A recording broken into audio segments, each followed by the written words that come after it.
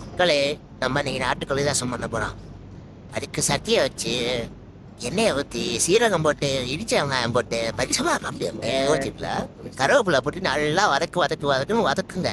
வதக்கிட்டு கொஞ்சமாக இஞ்சி போட்டு பேஸ்ட் போடுங்க. கல்புன்னு அத்தனை உழப்பிலேயே நல்லா அதே வதக்கிட்டு அப்புறம் தக்காளி எடுத்து தக்காளி போட்டு நல்லா வதக்குங்க.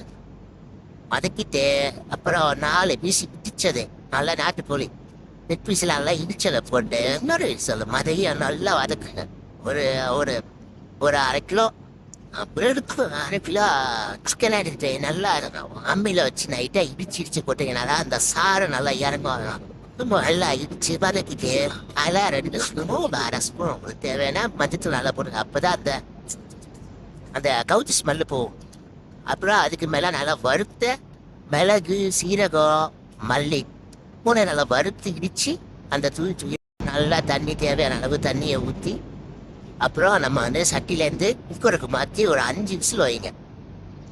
5 விசில் வச்சிங்கன்னா நல்லா கறியெல்லாம் வெந்து அப்படியே நல்லா பாருங்க ஓப்பன் பண்ணிக்கிட்டா இந்த மாதிரி வரும். நல்லா எடுத்து